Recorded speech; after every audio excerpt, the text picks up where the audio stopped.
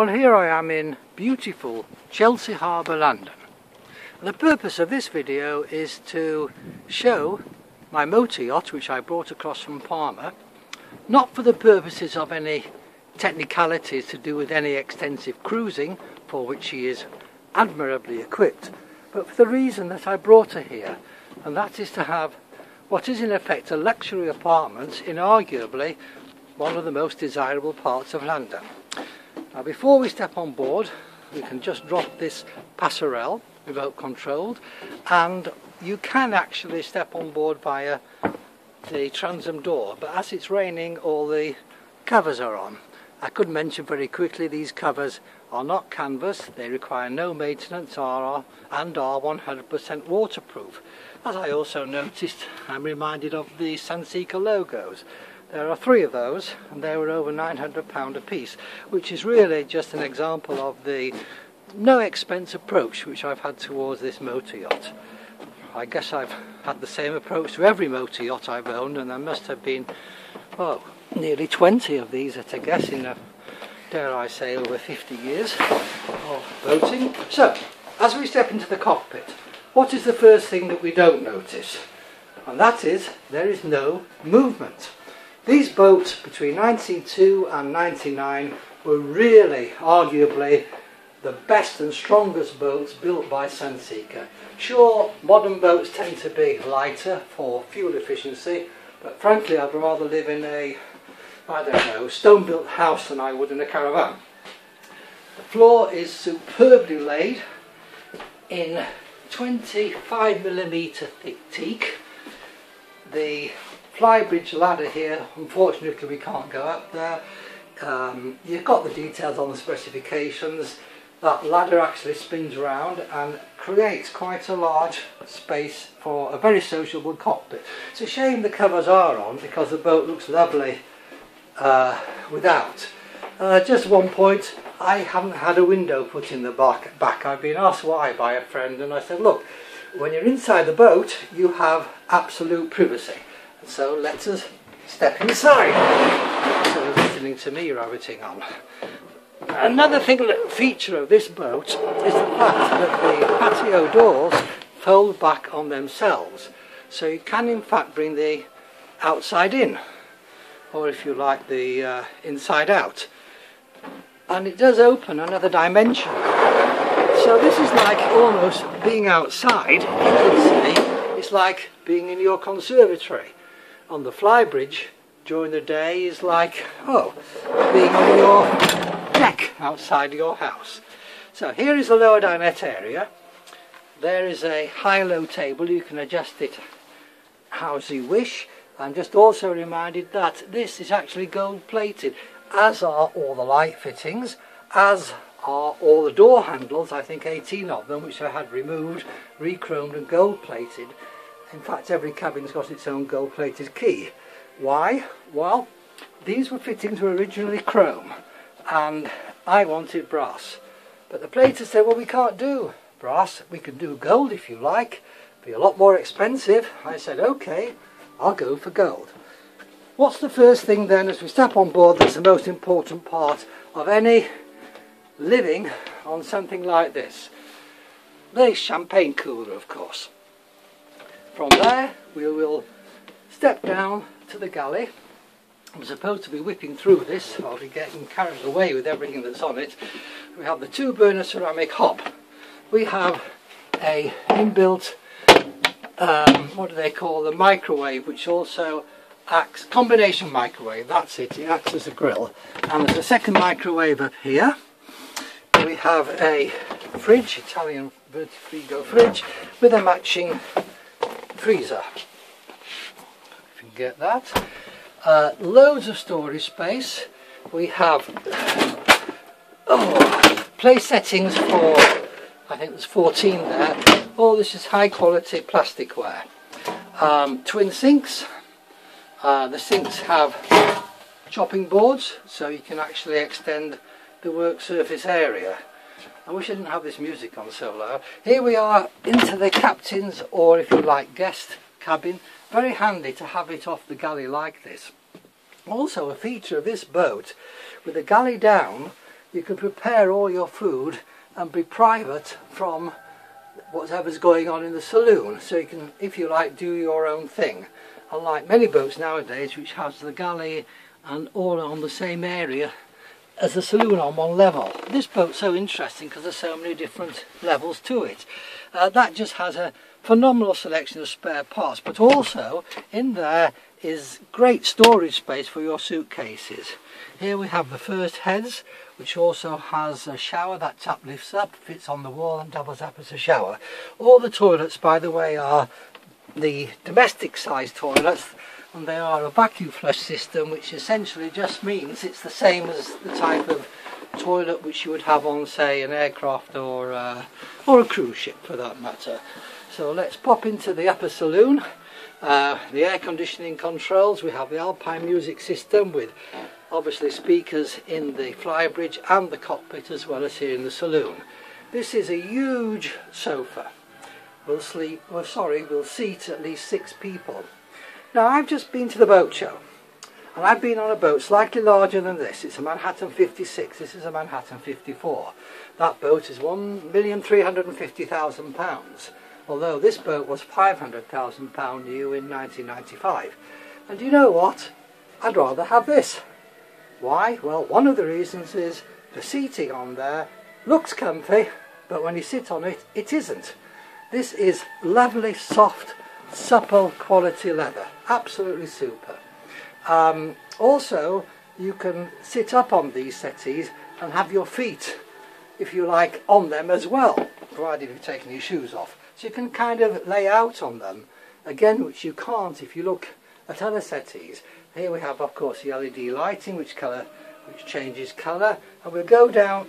No, before we do that, let's just quickly whip through this. In fact, I think we ought to put some lighting on here and get a better idea, because I don't know how this is going to actually come out as a video. There we go. This has all been relayed, this dashboard here, in like a UVA proof type of kind of a laminate. You can actually just drop your red wine on there and just wipe it straight off, as opposed to the original vinyl which was on and tends to get bleached with the sun. So we'll just whip through this very, very quickly, the navigation thing. It's supposed to be a home, but you may find it interesting. We have a 12-inch colour plotter. It also is linked to a docking camera. We have here a 24 nautical mile radar. We have a, put that on if you can see it, a radar, AIS radar, but there's no commercial shipping around. Oh yes, there is, there's one trace, so there must be something there. You can see it about 1 o'clock. Now we have the Navtex, and then the Simrad autopilot. All this is new, full new navigation package. We have twin bow and stern thrusters. These are remote controlled. Look, obviously this is repeated on the flybridge, as is the autopilot, as is another type of plotter which is sunlight viewable. We have the later type steering wheels. We have remote control. If you like, you can take this up anywhere with you. There's been fitted 2 spotlights, one on the custom built radar arch, the secondary arch, and another one on the coach roof. I'm just looking here, even the knobs for the controls are gold plated. Very comprehensive VHF package. We have a VHF with a separate DSC controller. We have another VHF system here, but this doubles up. This is actually a PA system and has various warning signals on it, such as fog at anchor, underway, etc. And of course, customary spare handheld VHF. So try and ignore everything I've just said there, because we're supposed to be looking at this, for goodness sake, as a home. Let's try and see if we can get a view out, which is absolutely beautiful. Yes, we can. And I'll try and remind myself to go on the side decks. Boy, oh boy, was it cold outside. It's so warm in here, you wouldn't believe. So let us go first of all into the port side cabin, twin cabin. We'll get some lighting on here. There we go. I think I've mentioned that all these portholes have blackout blinds. If you like to sleep in pitch black, you can, of course, and all of them have television sets. You have direct access into the heads. Okay, again, get some lighting on here. There we go. These have got automatic extractor fans on, which you can vary speed, or you can go and switch them off. Interestingly enough, each of these toilets has kind of a seat, which exactly that's what it is, which actually covers the toilet itself, and then you can have a shower of course and dry yourself off on that. You can use this as a wet room, and a bit difficult trying to hold the phone at the same time, spin this round. You can just use it like this if you like, or you then whip this round and you've got a fully enclosed compartment. It's a high pressure system, high pressure water system, loads of storage in there. Hello, he looks familiar. And back again into the portside cabin. Large storage wardrobe. Did I mention again, each cabin, there we go, has its own lock and its own gold plated key. It's not easy for me to try and do this video, I'm trying to think and do all this at the same time, so I hope it's going to come across okay. Here we have the starboard side cabin. Again, it's a twin of the other one, again with a TV. All the cabins have large full-length mirrors in them, and they all have of course these deep wardrobes, but I doubt that's going to come across. So let us step into the master cabin, or the forward stateroom as the Americans call it, and we'll get some lighting on here. There we go. You have a larger size, almost king-sized bed there.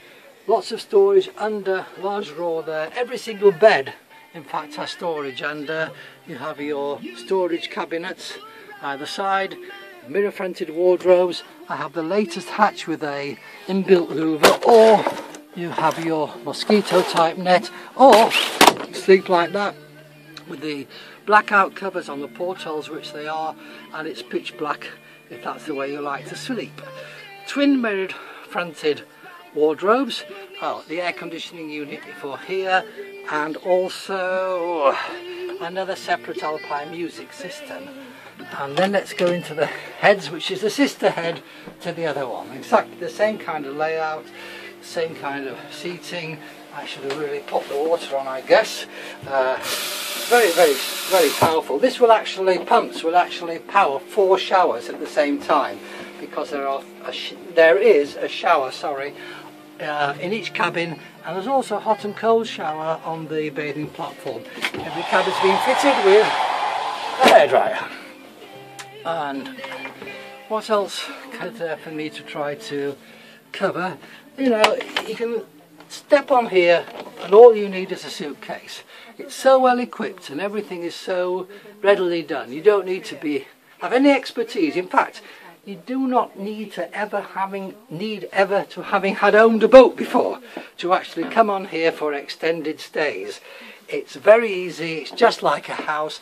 The TV here moves so you can view it from there, you can view it from down the galley, or it spins right round and you can sit outside and watch your TV from there.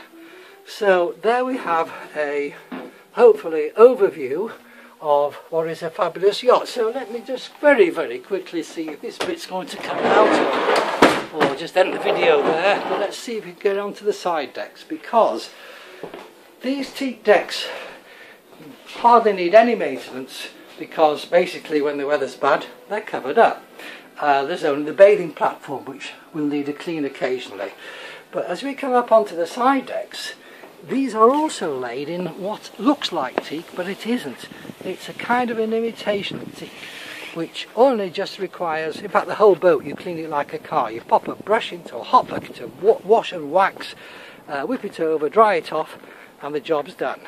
But if you had teak on here, people say, oh, all teak decks, believe you me, you don't want it. They're all exposed and they look alright, but boy oh boy, do they take some maintenance.